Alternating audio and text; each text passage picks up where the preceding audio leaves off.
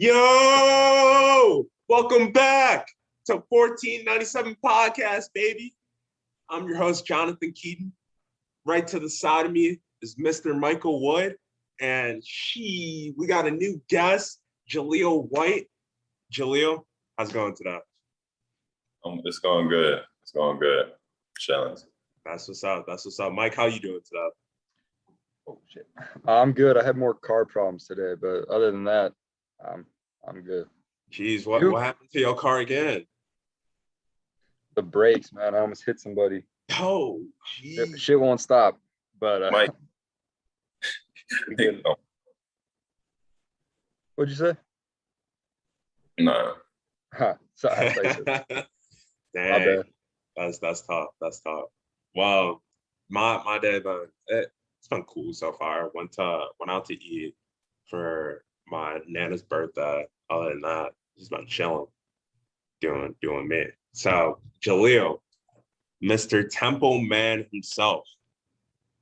I love to hear a little 30 for 30 stories with all the athletes we interview. So tell me the story on how you got to this point of your career at playing at Temple University. Around sophomore year, I started blowing up. Like, I received like 5 offers in a week, something like that. And then junior year, I was doing really good in AAU. My recruitment started to go up, and I ended up tearing my meniscus. And Temple was my top school then. And I was probably going to go to Temple either way. But Temple was my top school when I tore my meniscus. So junior season AAU got cut short. I didn't play this summer. So that kind of messed up my recruiting. But before the school season, my senior high school season, I just ended up committing. I felt like it was right. I felt like I got hurt, and my mom always stressed to me like everything happens for a reason. So I just took that as a hint to just commit. Like, it was right. Everything felt right. Go ahead, Mike. There's a lot of people who get hurt and then their recruitment kind of goes down. But there's always like a couple schools that stick around when the guy gets hurt. So is that something that allowed you to stick with Temple, or were you like for sure going to Temple? Yeah. Go ahead, finish. I was gonna say, like, say Duke offered you. You still going to Temple, or? Probably, yeah. I'm all in. All right. So what is it about Temple then? I felt like they did the best job of recruiting me throughout the whole process. They kept in contact, and it was just the right fit. I feel like Coach Aaron McKee, he just got the job. I know his background. Did a great job in the NBA. Coach Clark, Coach Finn, they all did a good job. They stayed on top of me. Went to a bunch of my high school games. Yeah, we talked about Coach McKee and those 76ers a couple weeks back. So it's cool that now you're on. And so my question, I guess, for you is, what's he like? Since former NBA player, what's it like to be in a room with him and when you talk ball? It's an honor. He played with one of the greatest point guards of all time, Allen Iverson. It's honestly an honor. Like, everything he says to us, I just embrace it the best I can. It's an honor to play for him, being around him every day, him coaching me to get better. It's an honor.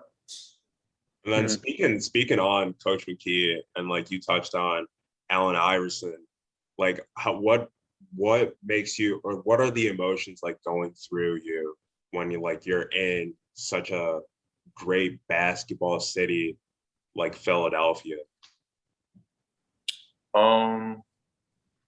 I feel like it's just a blessing to be able to play at Temple in Philadelphia under Coach McKee. I feel like it's just all a blessing. Yeah. So basketball grew in your family. Your mom hooped at your high school. So did it make it easier for you in the development process, watching film, like doing everything like basketball wise, or did it make it harder on you? It made it easier. I grew up in a basketball family. Like, all my family plays basketball, so it really made it easy, honestly. It wasn't like no pressure or nothing. Right, because I feel like like you and like your mom, like you guys could be watching the game and it'd be easier for you guys to like connect and like for you guys to import what you guys watch on the court, and it's easier to like practice stuff because like mom be like, yo, let's go to the hoop, let's go to the court, put up 100 shots, bam, bam, bam, talk about this, that, and third. So I know you're talking about high school and you're talking about your career and how you blew up. So what was one game you walk away from you saying, watch out, I'm that dude? In high school, Yeah. I would say, that's a good one. Because I had a lot of good games in high school. I would say probably my junior year when it was like my first time scoring 30. I had like 36 against Pleasantville, and that was like one of our rivals. And I was like I'm like that now. Like I'm really like that. That's like after that game, I just started hooping. I started averaging 20 plus every game, and it really just gave me confidence for real. So Yeah. kind of in the same Go light ahead. as that question, when was the first time that you realized like you could play D1 ball and possibly pro ball after? When was the first time you realized that? Same game? No, it was sophomore year. I actually had Caleb Fields on my team. He was a senior, and he was like our leading scorer. He was the best player on the team and stuff. He was getting recruited, and one of the coaches that recruited him from Bowling Green, they said they were at one of our open gyms. They were like, they talked to my coach. They were like, yeah, this guy has the most potential in the gym, and that gave me a lot of confidence too. All right, yeah. Yeah, all you need is that one game, to be honest with you. That one game where you drop 36 and then you get like 12 boards and 5 assists. Because after that game, you're like, man, I can do it once.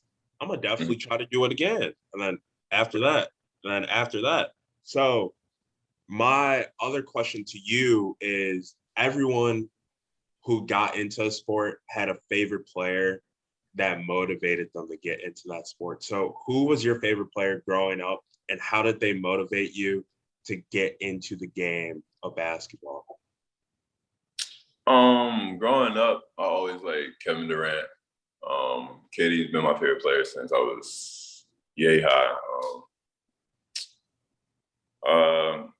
Yeah, Kevin Durant. I just watched highlights of him all my life. Always wanted to be like him.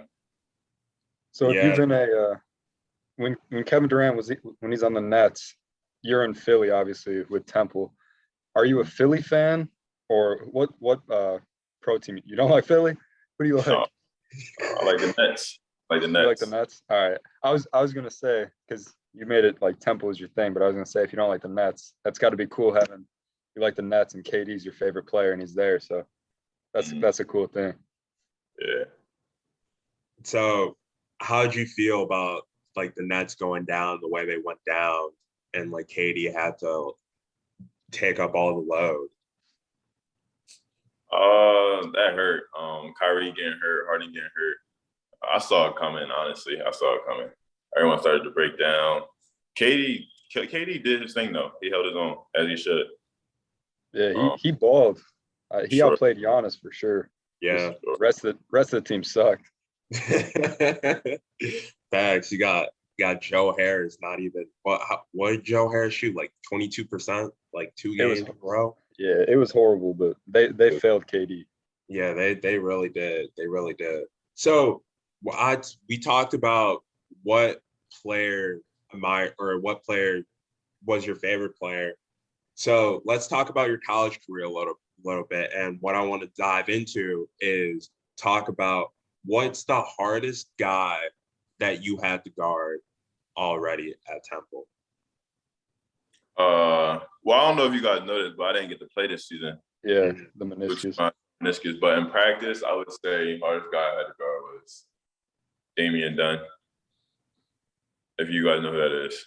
Yeah, I was just looking at the roster, to be honest. I was going to ask you, how is it like with the meniscus? Because I did something to my meniscus going into my senior year for football.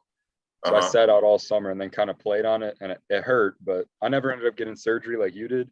But what's it like coming back from the injury? And have you been playing in runs, like going 100%, or what's the deal with that?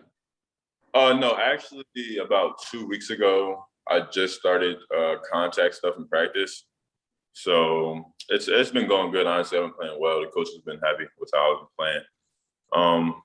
But I mean, it doesn't really bother me, knock on wood, as of right now. But yeah. So you're still not 100% though. Like you can play, but not.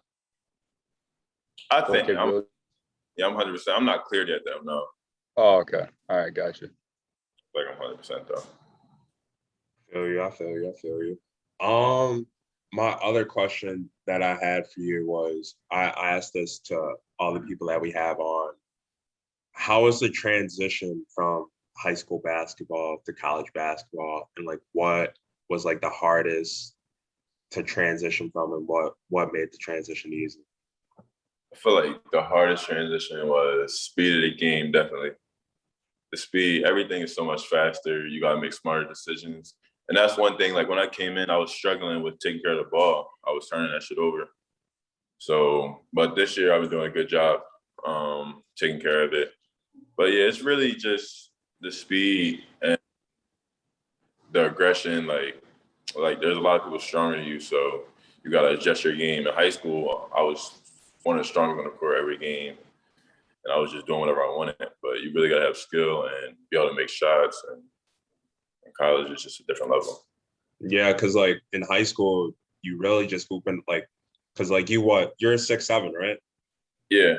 Yeah, so like you probably one of the tallest dudes on the court, so like you don't really have to worry about anything. All you got to do is worry about getting buckets every single game, and then once you get to college, you playing dudes like that on a daily basis. So like you have to adjust your game and do all that. Mike, you got anything else?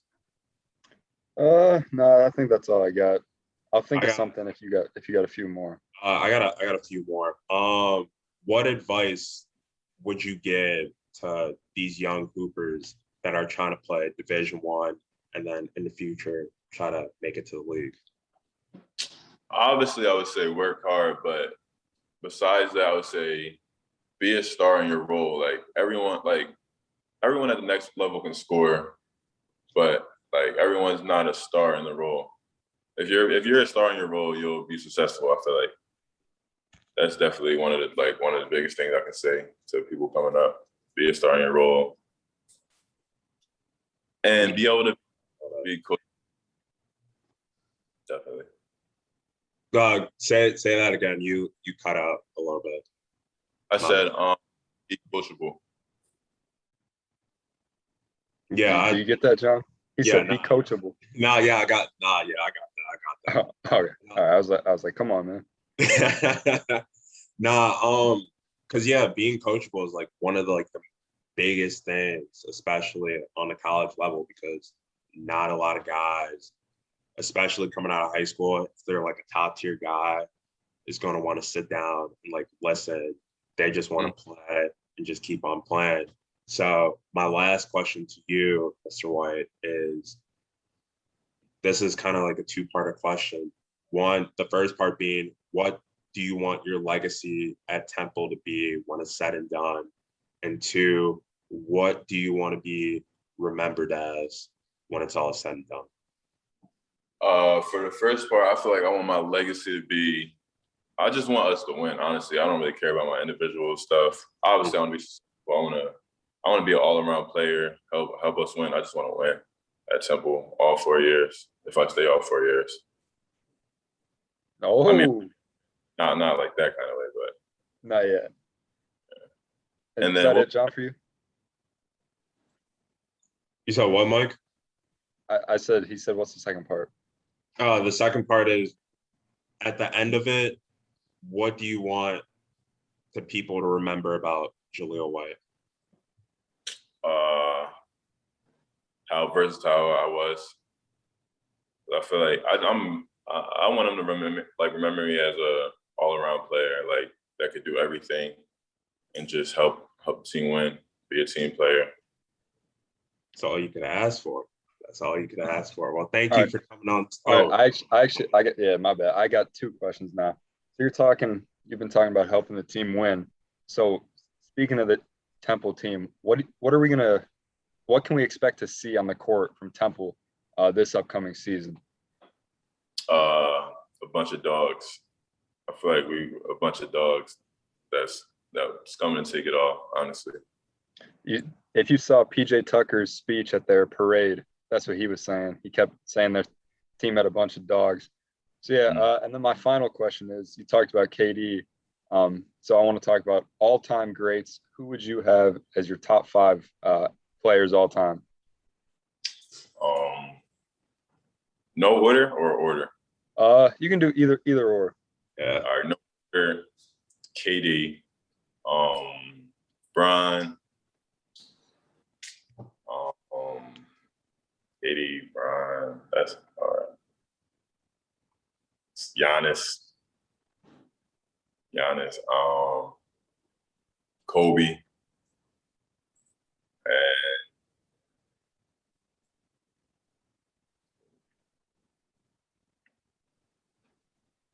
And Will. MJ. Oh, Jordan, I'm tweaking. I was like, what is he talking about? Yeah, Mike, KD, Brian. I don't know if I want to put Giannis in there though. I don't even like Giannis like that. But it's like I can't like him because he did what he had to do.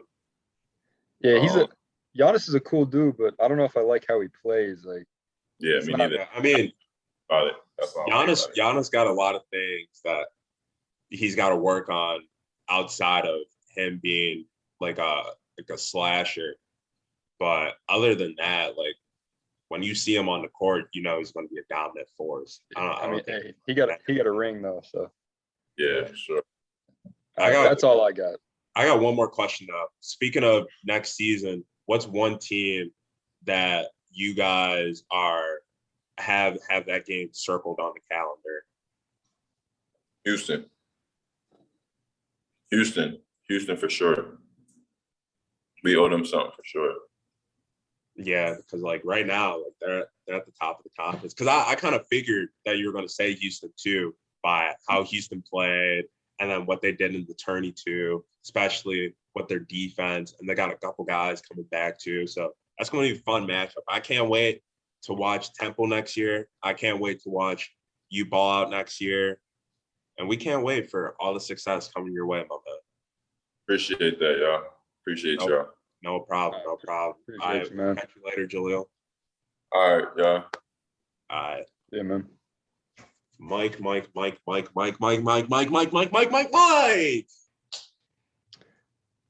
Let's talk. So you know who Dr. Dre is. I know you're not a big rap guy, but you know who Dr. Dre is, right? Obviously, Beats by Dre. All right, cool. You know Dr. Dre is about to start paying his ex-wife $300,000 a month. A month? A month.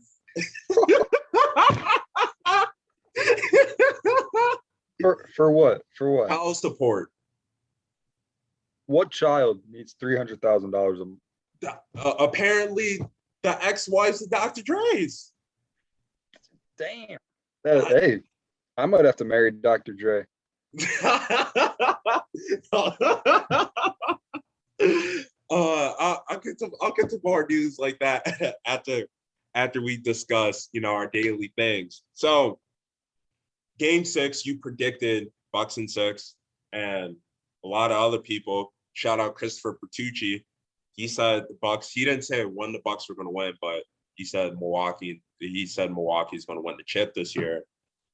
But people are talking about Giannis closeout game, and if you know Mike is a big statistics guy. So I'm gonna read out some statistics and tell me if you like. 50 points, 14 rebounds, 5 blocks, 2 assists. Is Giannis' performance the quote unquote best closeout finals performance in NBA Finals history?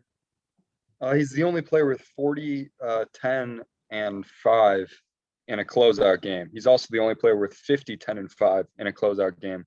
So yes, that was the greatest closeout game in NBA history. Did he need to do that? I don't think so. The Bucks finally started, but regardless, to answer your question, yes, that was the greatest closeout game in NBA history. Simply because there's been a lot of question marks about Giannis, and then his biggest thing was free.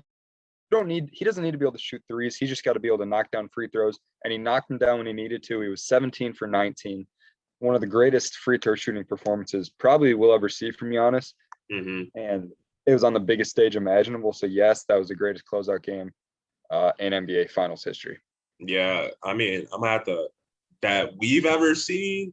Yeah, I'm gonna have to throw it in there because like we haven't seen like a dominant performance like that in a long time when like the game is on the line closeout. I mean, the last time like a big really had numbers like that in the finals closeout series was Shaq with 41 and 12, and then Tim Duncan.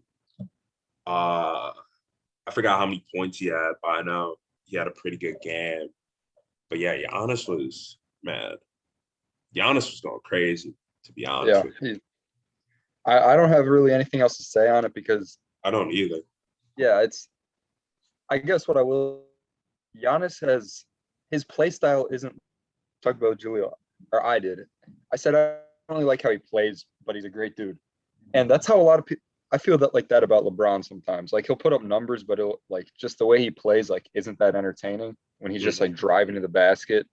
But Giannis, LeBron, all these guys that like dunk a bunch and don't really shoot a ton, those guys need to be appreciated.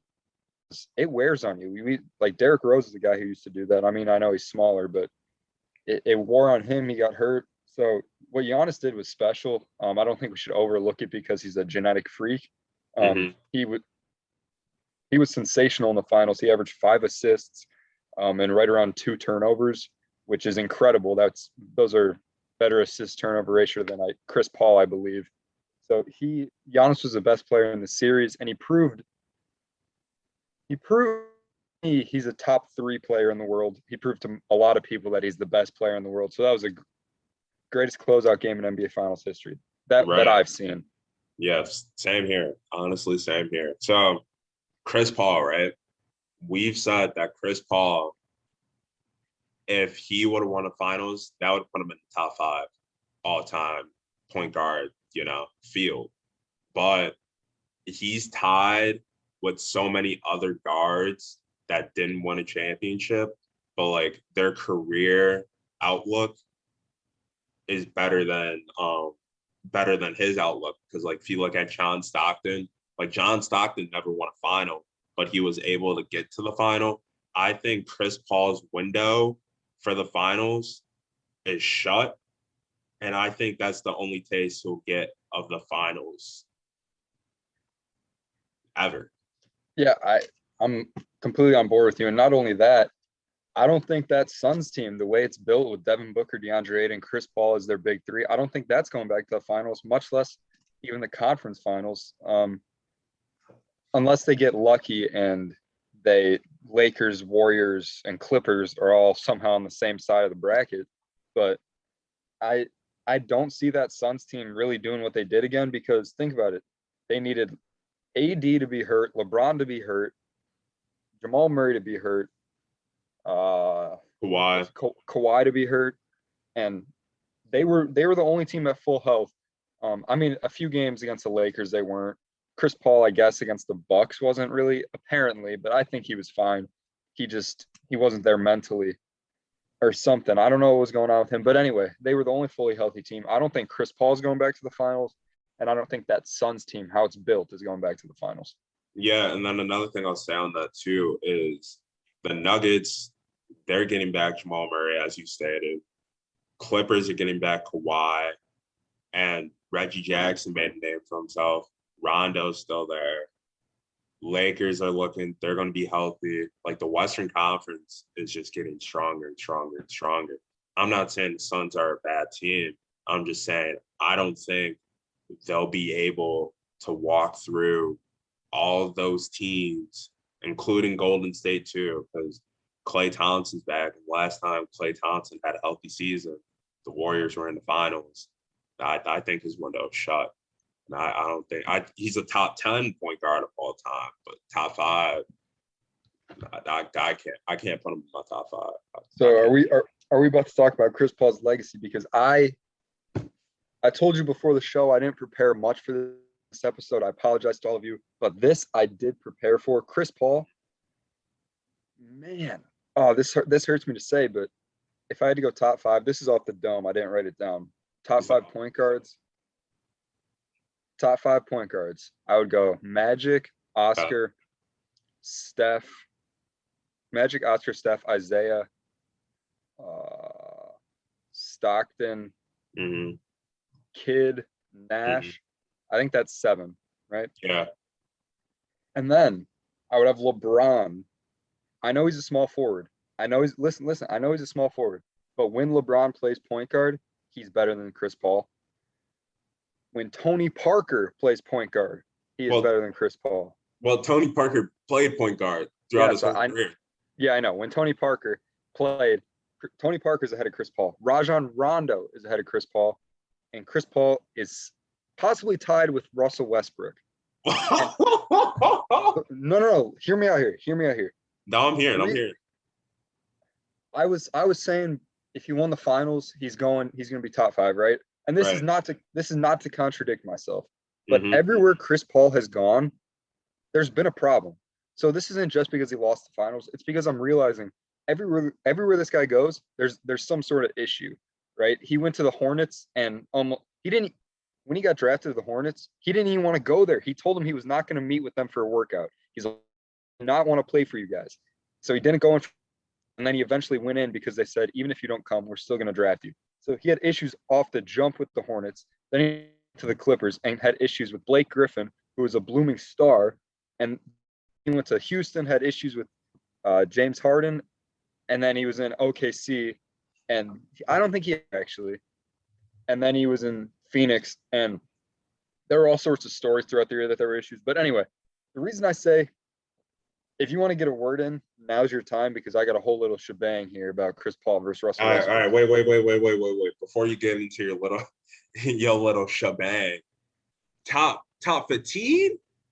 I think that's a little stretch. I think you still can put him top 10 because at the end of the day, he's still really great. He's a phenomenal facilitator, and like anytime he has the ball, like the way that he directs the offense is phenomenal. It's like that's why he's in that top 10 category, because the point guard, they're the leaders of the ship, and he's been doing that he's been playing for 18 years, right? 18, 17, 16. Been playing for 16 years. He's been doing that great for 16 years, even though he's had on and off the court issues. I would still put him in top 10, but I want to say my top 5 real quick. It's my top 5 is Magic. I'd also put Oscar in there. This is in no order. Magic, Oscar. I'd throw Stockton in there, Curry in there, and then Nash and Jason Kidd. Now, before you go on your little shebang, Zoom is tweaking on us. So I'm gonna stop the podcast for a minute, and then I'm gonna start it back up.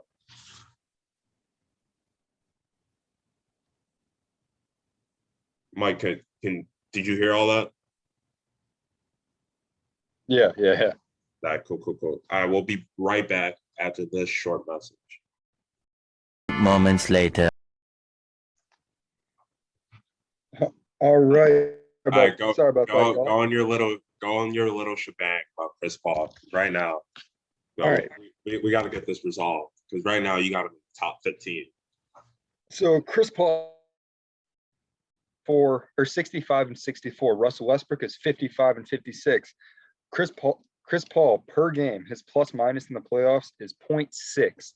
That means when he's on the court, his team is 0.6 points better than the other team. Russell Westbrook, on the other hand, when he plays in the playoffs, his team is 1.2 better than the other team. So that's double Chris Paul's plus minus in the playoffs. They both average. Chris Paul averages 4.9 wins per playoff appearance. Russell Westbrook averages 5. Russell Westbrook's been in the conference finals 4 times, Chris Paul 1 time, and Russell Westbrook's been on a team with another All-Star 8 times. Chris Paul's been on the team with another All-Star 7. So that means that they've both been All-Stars with another All-Star 7 times. When Russell Westbrook's been an All-Star with another All-Star, he's made the conference finals 4 times out of those 8, which I would say is pretty. So 50% of the time, Russell Westbrook has another All-Star on his team, he makes it to the conference finals. Given that All-Star was Kevin Durant, one of the greatest players of all time. So I mean, there's that. Whereas Chris Paul, the conference finals 1 time out of 7 tries with another All-Star. And I'm not gonna sit up here and tell you that I think Chris Westbrook is a better point guard than Chris Paul, because in reality, Chris Paul is a better point guard than Russell Westbrook. But in terms of playing, I would probably take Russell Westbrook. But after that we had a little hiatus there, a little break, I reconsidered my stance on Chris Paul. I won't say that, like, it's tough because what makes Dirk better than Charles Barkley? It's the ring. The only thing people can make Dirk better than Charles Barkley is the ring. And that's why it's so tough, because point guards usually aren't the best player on a championship team. The only time it's happened, think about it, are the top 3 point guards of all time in Magic, Isaiah, and Curry. Those are the only times where the best player on the team has been a point guard. So it's very rare for a championship team to win because of the point guard. That's why I think I would put Tony Parker ahead of Chris Paul, just because if I wanted a point guard, I would take a guy like Tony Parker, who I know, just like we talked about with Jahlil, a guy who's going to succeed in his role and not try and do too much. So I think when it comes to point guards, you don't always want to take who's the very best player. You want to take who's going to be the best leader and who's going to do all the right little things. I'd have Tony Parker ahead of Chris Paul, along with Rajon Rondo. Okay, I can feel you on that. All right. Yeah, I can see you on that, because Rondo fit his role. He had Paul Pierce, Ray Allen, Kevin Garnett on the team. So all he had to do was play his role. Jason Kidd was the best guard or best player on his team, because, like, if you look at those New Jersey Nets teams, outside of Jason Kidd, who else is on Jason Kidd's level besides Jason Kidd on the New Jersey Nets? They win? You saw what? Did they win? Nah, they lost in the finals. Yeah, I know. That's what I meant. Like the only team like on a championship team were the best player. Got you. I thought you meant like just like a whole team in general. That's why I brought him up. I'm not saying that Rajon Rondo is a better player than Chris Paul or Tony Parker is a better player than Chris Paul. But if I had to pick between those 3 to be my point guard, I would probably go with Rondo or Tony Parker. No, yeah, I get what you mean. Like that, like what we talked about with Jahlil, like they are successful in their role, and then they're not playing out of their role. So like those, like, yeah, I get you. Yeah, and obviously, I think Chris Paul's a great player. It's just he does so many things that make me want to dislike him. It's just his play style is so easy to dislike. But yeah, I would probably. That's tough. I don't know. It might be a recency bias just because how poorly he played in the finals. But yeah, that's my stance on Chris Paul's legacy as of now. It might change in a week. You never know. Well, I mean, like Chris Paul is like he's like a high school girl named like Nancy that like spreads gossip like all the time. And like you're like, why are you spreading all this gossip if like 50% of it's not true? And then more and more people like stop like they don't like her at all. And then it just keeps on building and building and building. Like that's Chris Paul, because like if I ask 10 people right now if they like Chris Paul, I bet you 9 out of those 10 people would say no. Like a lot of people dislike Chris Paul. Yeah, it's a lot of Go ahead. He's not a very likable guy. I mean, he's a good family man and all that, but like even I know a lot of people hate LeBron because he flops a lot and whatnot. Chris Paul, if you think LeBron flops, Chris Paul should have started in Space Jam because that man can act. That man can act. Yeah, it's just I don't know. That's all I got to say on Chris Paul. For right now, in this moment, I'll take Tony Parker and Rajon Rondo over Chris Paul. Go crazy. He hasn't changed for me. He's in the top 10. So we look at the NBA season next year, and I honestly can't wait because Klay's coming back, Kawhi's going to be back. Everyone's getting their key pieces back, and it's going to make the NBA worth watching. Even though I'm not saying it wasn't worth watching last season, but like it's going to be very entertaining. So my players that I think are going to make the biggest difference on their teams next year, you might laugh at this. One of them being Lonzo Ball. I'm gonna just let that sink in real quick. I'm gonna say it again, Lonzo Ball. That's hilarious because I have two players that I think are both going to leave their teams and they're both going to make big impacts. The first is Lonzo Ball. Wherever he goes, he's going to make that team so much better. He's a guard who can actually shoot, believe it or not. He's a great playmaker and he can defend. And then another guy who I love, this is probably one of my favorite players in the league, Kyle Lowry. I don't think he's going to stick with the Raptors. I think he's going to go somewhere, a sign and trade type situation, and he's going to make a huge difference. He's got that championship pedigree, and I think one of those guys is going to end up on the Chicago Bulls. I really hope one of them ends up on the Bulls. But yeah, I think Lonzo Ball and Kyle Lowry are going to be on new teams, and they're going to make big differences. I think Lonzo's going to stay with the Pelicans because I feel like Lonzo's been putting in the work. They got Zion, and they already got Brandon Ingram. Brandon Ingram's emerged into a top 15 NBA player, and Zion too. So it's like, why take away? Because they need a guard. Like Eric Bledsoe's not that guy, and Lonzo's becoming that guy, and he can defend too. So I don't know why they would take him away from the situation, but we've seen franchise do weirder things. But my other guy was Klay Thompson. Because like I said, when we seen a healthy Klay Thompson beside a healthy Steph Curry, they are in the NBA Finals. It's the best catch and shoot shooter, one of the best catch and shoot shooters, if not the best catch and shoot shooter of all time. He adds more offense, and it makes the offense more powerful because you don't know who to guard and when to guard.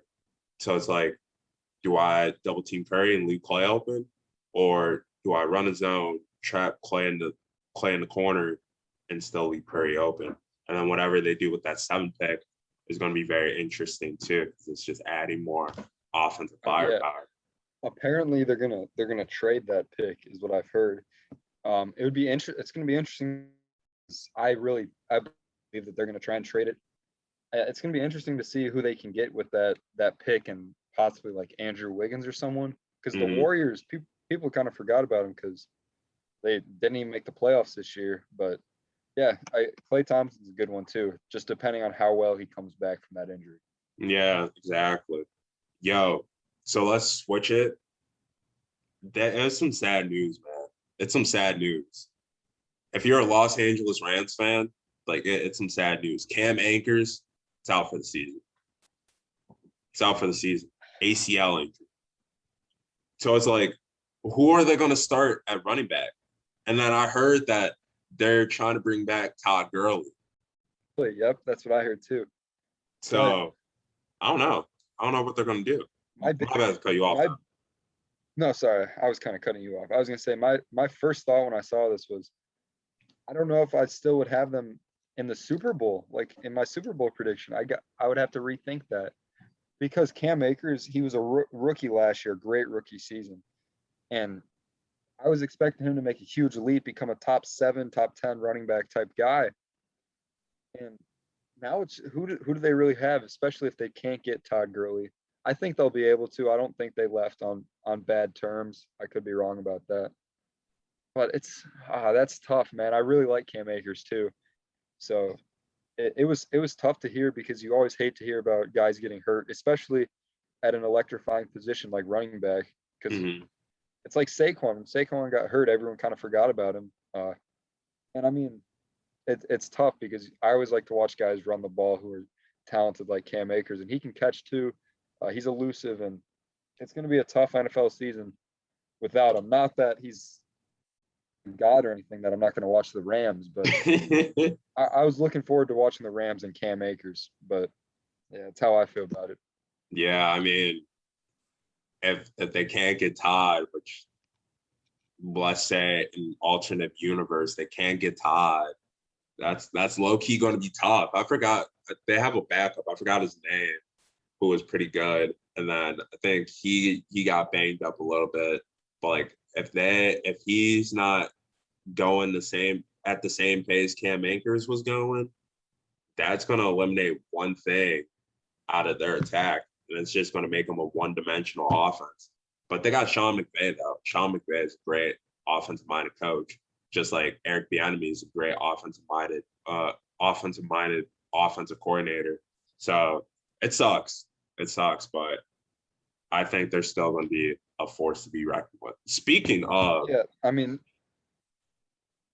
I was going to say, if they can't get Todd Gurley, there's also Frank Gore, Le'Veon Bell, LaShawn McCoy, I think Adrian Peter. There's a lot of good free agent. I mean, they're older, but free agent running backs. There's a lot of them out there. So hopefully they're able to pick up Todd Gurley because I think he's the best available one. But if not, I'm excited to see what they try and do, though. Sam, I'm excited to see what Russell Gage can do, because apparently Russell Gage, he said, even without Julio Jones, we still have a lot of depth at wideout. And I agree with them, low key, because Julio barely played last season. Am I right or am I wrong? Julio barely played. So, and Matt Ryan was still top 5 in passing. He still had a 4,000 plus season. And without Julio on the field, and he's still able to do that, man, all I got to say is I completely agree with Russell Gage, because those wide receivers were stepping up, especially against the Falcons, or not the Falcons. They play for the Falcons, especially for against the Buccaneers and a couple other notable games from last year. They were stepping up, and you saw like there was a lot of depth in a lot of games that they played. It's just the Achilles heel that they have every single year is their defense. Their offense is a top 10 offense in the NFL. Their defense is the worst defense in the NFL. Yeah, I was going to pretty much say everything you just said. Julio, obviously one of the greatest wide receivers of all time. Mm-hmm. He's near the end of his prime, but he's still pretty good. But losing him isn't big a deal, as a lot of people are making it seem, because, like you said, their defense is so bad that even if they had 2 Julio Jones, I don't know if they'd even make the playoffs, because it is very bad. Like there's been teams that had bad defenses last year, like the Vikings. We talked about them. They're getting a bunch of guys back, but their defense wasn't very good last year. Mm-hmm. And every team that had a lot of teams that had a bad defense last year talked about, oh, we're going to be better. I haven't heard any of that from the Falcons, because they know they're going to be trashed. That defense, they stink, man. And no matter how many Julio Joneses they had on offense, they wouldn't make the playoffs until that defense gets a little bit better. Like, I think a JV football team could shred that defense. That defense is absolutely atrocious. Like I got to stop talking about it, because it's just their defense is grotesque. It's grotesque at its finest. Yeah. I didn't get it. Oh, go ahead. I was gonna say, it's not like, if the Eagles are playing them, I'm all for it, because we're gonna actually probably get a win. Right. But something that was also kind of gross was Space Jam 2. Talk to me about it, because I didn't get a chance to watch it, because I did tell you that I was going to watch it the night that you told me, but then I completely forgot about it. I was watching Teen Wolf. So like, how was Space Jam 2 grotesque? See, I love my man LeBron, Mm-hmm. and he's actually a bad actor. A lot of people said he was a bad actor. He was actually kind of decent. Mm-hmm. It was a good story. It was a good children's movie, but it was. You saw the first Space Jam, right? Yeah. Like the first Space Jam was bad. Like the first Space Jam, don't get me wrong, it was a bad movie. Like straight up, as a movie, it was bad. This Space Jam was not a good movie at all. They were both bad movies, both Space Jams. This one was just probably a little bit more cheesy, but it was funny actually at points. I thought it was funny. It's just sometimes it was like, this is so awkward. I don't want to spoil, but yeah, I recommend watching it because you'll get some laughs from it. But it's so out of touch because we were kids. We didn't grow up watching the Looney Tunes, right? Right. That's more of people who are like my parents' age. Like I don't even know if they watched the Looney Tunes because the Looney Tunes debuted in like 1940 something. Mm-hmm. So the Looney Tunes are really old. I think it would have been cool if they did it with like SpongeBob or something. I don't. Obviously, they weren't going to, but I still thought it was a good movie. Okay, I didn't think it was a good movie. I thought it was, for what I expected, it was just as good as I expected, which wasn't very. My expectations weren't very high. The movie didn't really exceed or go below my expectations. Yeah, imagine like the OG SpongeBob movie when like they're all in the Krusty Krab and they're saying all hail Plankton. Like they're saying like all hail LeBron, and like they got like LeBron mask on, and then like SpongeBob is like the evil, or not the evil villain, like he's like the protagonist of like everything all. That low key be pretty funny. That's actually not. That's not a bad movie. Not a bad movie concept. Like the whole time, like instead of stealing, like LeBron's got to get back, like he's tuck away the Krusty Krab formula.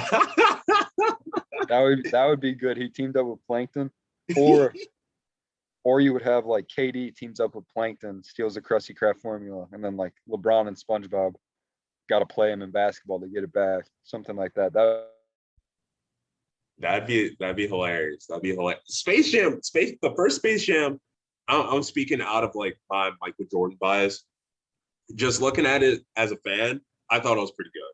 Like I thought it was a really good movie because like they did a really good job with connecting like his real life with like the movie when he like retired from basketball and then he had to come back to save Muggsy Bogues, Charles Barkley, all those players like skills so they can be able to play.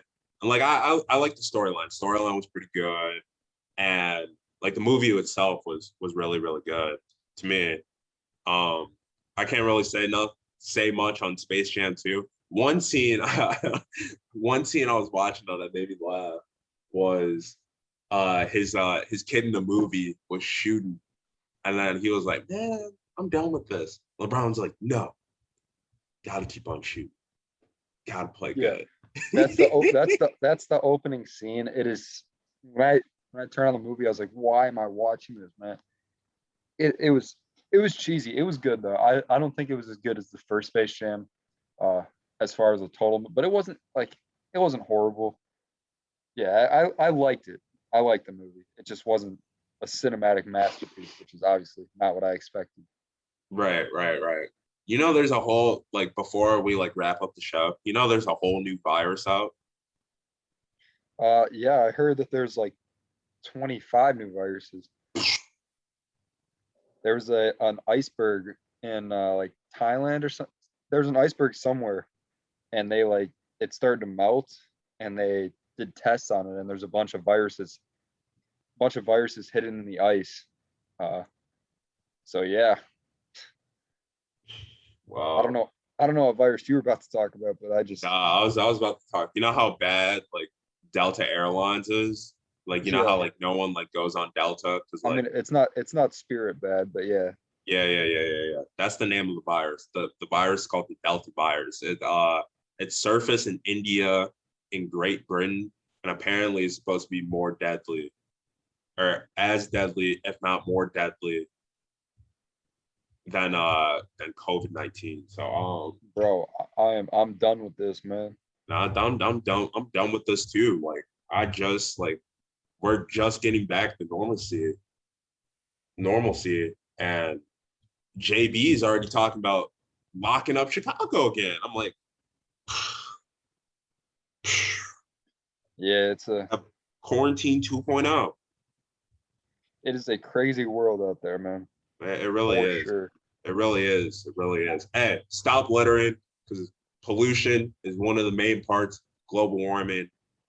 And thank you, Jahlil White, for coming on to the show. We enjoyed your presence, and we can't wait to watch you ball out at Temple next season. Subscribe to the podcast on all podcasting platforms. If you're on Apple Podcasts, give us a nice little 5-star rating. Give us a nice little review on YouTube. Like, comment our videos, and subscribe to our YouTube channel. Follow us on Instagram, TikTok, and the lovely bird that is called Twitter. Also, have a great weekend. We'll see you crazy kids, crazy adults, crazy dogs, whoever's listening on Monday. And we'll catch y'all on the flip. As always, trust the process. Mike, you got anything else to say? No, I'm good. All right, cool. All right, later. Peace. Ah.